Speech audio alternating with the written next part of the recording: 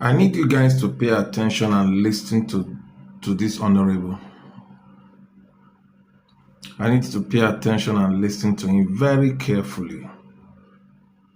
And and I need you to tell me if what he's saying is actually correct or not.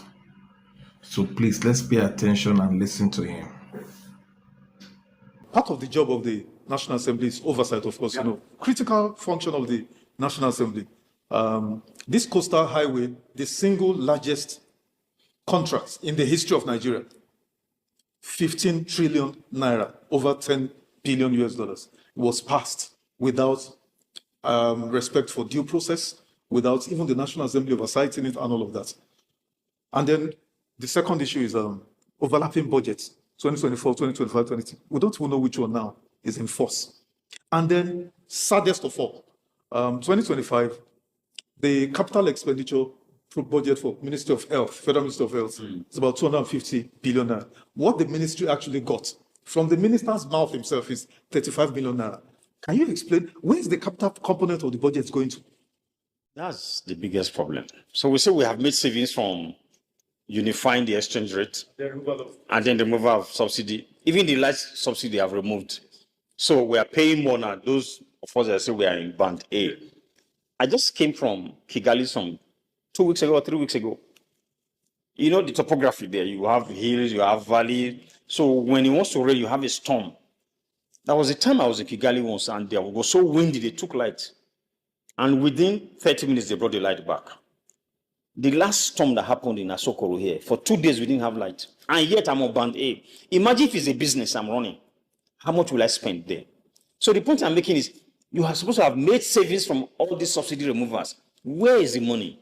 I don't know if you are following up on the scandal of the 800 billion, of the 700 billion that came from NLNG, that should go into the federation account that has been single-handedly handed over to the governors to go and run the election. That's a criminal offense that there should be congressional hearing on it, and the president should have been sweating by now. But what do you expect when you put weak people there? The Senate president today was being looked for by the EFCC, or that the EFCC were looking for him before he contested for that seat. And I remember the other he wrote or said that he was going overseas for medical treatment, and when he comes back, he will present himself to the EFCC. That never happened. He came out with the support of the president, he became the Senate president. There's no immunity in that office. So when you put people like this, what do you expect? If you don't do my bidding, the EFCC will come knocking on your door the next day. But we as a nation, we are bigger than this. We ought to get up and begin to speak directly to the system. Those there just on top, just hold this whole thing down to themselves. You talked about the coastal road. No due diligence. People were not called to bid. We don't know how they drew up the tender documents. If you say you are single sourcing somebody, there must be the empirical data to follow to arrive at where you are giving that contract to one person. Nothing. You are quoting 15 trillion now. There will be variations. It will still go up. Why should that happen? Why is Coastal Road a priority? You said you inherited a dead economy. The first thing to do is to revive the economy. Fix the present highways that we have so that goods can move from state to state, move around the country. You are going to start on a journey because you want a legacy. Legacy projects should be coming when you have stabilized a man that is dead, when you have stabilized a country that is dead. Your people said you inherited a dead economy. Fix the economy first. Before you start talking about legacy projects. You haven't done that.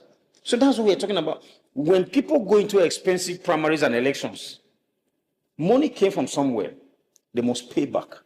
They are using Coastal Road to pay back the money they spent in 2023. And they're also using it to take some money for the 2027 election.